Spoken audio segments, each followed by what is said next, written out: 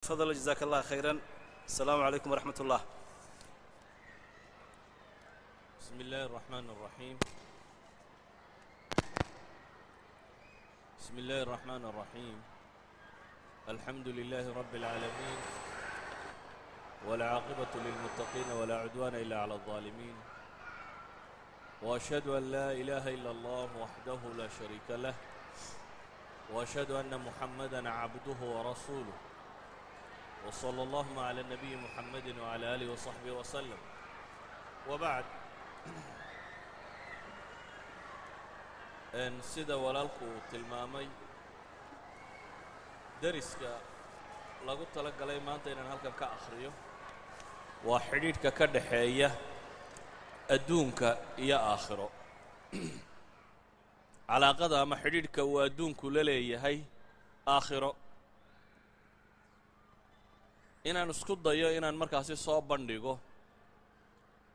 bal aragtida islaamiga ah ama dadkii muslimiinta ee hore siday u arkayeen adduunka oo ay aakhiro ula xidhiidhinayeen. basharku inta badan laba daraf bay u kala weecdaan, islaamku se wuu u dhaxeeyaa. qolo nolosha adduun oo qudha aragta, dabeetana aakhiro hilmaamtay, noloshuna inuu adduunkun ku gabagaba tahay qaatay oo doortay amase iithaar ku sameeyey nolosha adduun. qolo nolosha aakhiro oo qudha aragta, adduunkanna aan wax weynba u arag, laakiin aakhiro sidii ay ugu shaqaysan lahaayeen oo keliya isku dayey. se u arkay adduunku inuu yahay madyac lilwaqt oo aan markaa isaga gacanta loo fidin. iyo aragtida islaamku aan u arko inay dhex ka tahay oo ah camal adduun iyo mid aakhiro wax la kala yidhaahdaa ma jira ee qofka muslimkaahi wuxuu dunida ku sameeyo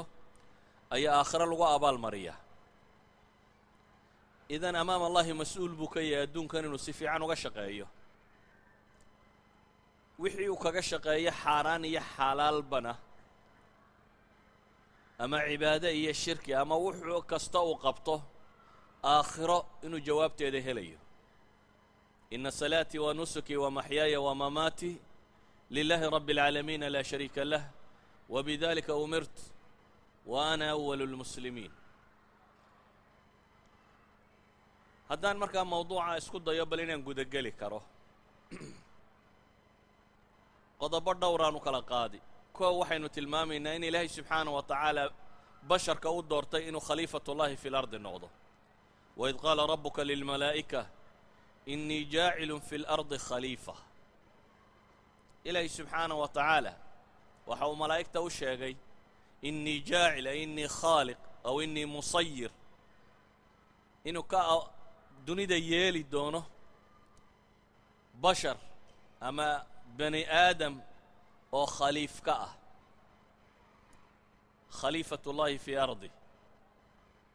aw yakhluf can qowmin aakhariin sida culammada qaar kaleba tilmaamaan. khilaafadaasi waxaa muftaax looga dhigay masalat alcilm, oo markii ay malaa'igtu sheegtay reer nebi aadamkani inay fasaad badan iyo wax badan samayn doonaan, wixii malaa'igta lagu xujeeyey ee alle subxaanaه wa tacaala uu ku xujeeyey ee miisada aadam siiyey waa cilmi. wacallama aadama alasmaa'a kullaha baa ilaah yidhi. nebi aadam waxaa alla baray subxaanaه wa tacaala magac dhammaantii. masalat alcilm oo ah bay culammadu yidhaahdaan miftaaxi alkhilaafa. waxaa ilaahay subxaanaه wa tacaala qur'aanka inugu faraya marka in layna faray dhulkaasi isaga ah inaynu camiro. huwa ansha'akum min alardi wastacmarakum fiiha. huwa ansha'akum min alard, alle subxaanaه wa tacaala waa ka dhulka idinka abuuray baa la yidhi. wastacmarakum fiiha ay jacalakum cumaaraha wa sukaanaha, amase wastacmarakum fiiha sida zayd ibnu aslam uu tilmaamayo, amarakum bicimaarati ma taxtaajuuna ilayhi min binaa'in wamasaakinin waxufara waanhaar waqarsi ashjaara wagayri dalik. alla waa ka idin amraya ama idin faraya inaad dhulka camirtaan ama se waa ka dhulka idinku camiray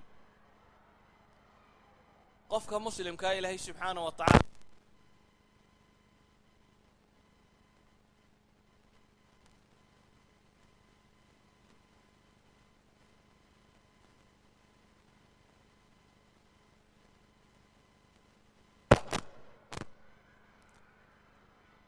waxaa layna farayaa inaynu ilaahay keligii caabudno lakin min hadihi alcibaada macna alcibaada fi lislaam waa ballaadhan yihi cibaadadu islaamka waxa weeyaan wax adduunkanna islaaxiya aakhirana islaaxiya wax adduunkan wanaajiya midhaheeda ugu badanna aakhiro la helo waxaa layna faray markaa wabtagi fima aataaka allahu daara alaakhira walaa tansa nasiibaka min addunya waaxsin kama axsana allahu ilayk walaa tabgi alfasaada fi lard in allaha laa yuxibu almufsidiin waxa alla uu idin siiyo ee cilmiya ee aqoona ee kartiya aakhiro ku raadceeya baa la yidhi walaa tansa nasiibaka min addunya adduunka dheefta lagugu tala galayna ha ka tegin baa lagu yidhi wa axsin kamaa axsana allahu ilayk u wanaagsanow ama u suubanow ama u dhaqan fiicnow sida alle subxaanaه wa tacaala uu ku wanaajiyey walaa tabgi alfasaada fi اlard in allaha laa yuxibu اlmufsidiin nusuus qur'aan oo badan baan akhriyey kadibna mar quraan iswada dultaagi ilaahay wuxuu ina amrayaa subxaanaه wa tacaala huwa aladii jacala lakum اlarda daluula famshuu fii manaakibiha wakuluu min risqih wa ilayhi nushuur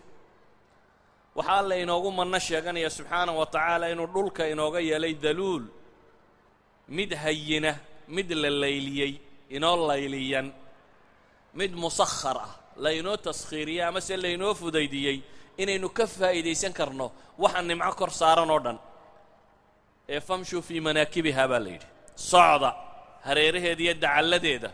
oo wakuluu min risqihi wa ilayhi nushuur ilaahay arsaaqdiisa cuna xagga allah laydin soo saarayaaye ilahay wuxuu leeyay faidaa qudiyat الصalaaةu faاntashiruu fi اlardi wاbtaguu min fadli اllah wadkuruu اllaha kahiira lacallakum tuflixuun salaadu hadday dhammaato baa ilaahay yidhi markaa cibaadaysataan ee salaada tukataan faاntashiruu fi اlard dhulka ku faafa baa alla yidhi subxaanaه wa tacaala wاbtaguu min fadli اllah ilaahay dheeraadkiisa iyo nimcadiisa iyo naxariistiisana dalba oo wadkuru llaha kahiira lacallakum tuflixuun ilaahay subxaanaه wa tacaala caabuda in badan waxaa mudantiin inay liibaantaane dhulka waxaa la rabaa inaynu camirro nolosha inaynu horu marino ummadda muslimkaa ama bani aadamku inuu noqdo wax nolosha adduunyo sidii alle uu faray subxaanaه wa tacaala ula dhaqmaya adduunku qofka muslimkaa agtiisa waa طariiqa loo maro aakhiro wax kasta oo qofka muslimkii uu qabto intuu adduunka joogana cibaado wuu ka dhigi karaa xoogsigaad xoogsanaysaa cibaado noqonaya waxaad cunaysaa cibaado noqon kara hurdadaad seexanaysaa cibaado noqon karta salaadaad tukanaysaa cibaado noqon karta wax kastoo aad qabanaysaa cibaado noqon kara waa haddii qasdigaagu uu saxan yahay niyadaaduna ay toosan tahay jidkii rabbi uu kuu jeexayna aad hayso idan camalku nabigu calayhi الsalaaةu wasalaam xadiidka imaam الbukhaari fi اladab اlmufrad uu ku soo arooriyey sheekh ilalbanina uu صaxiixa ku tilmaamayo wuxuu nabigu yidhi calayhi الsalaaةu wasalaam bal xadiiskan u fiirsada in qaamat الsaaca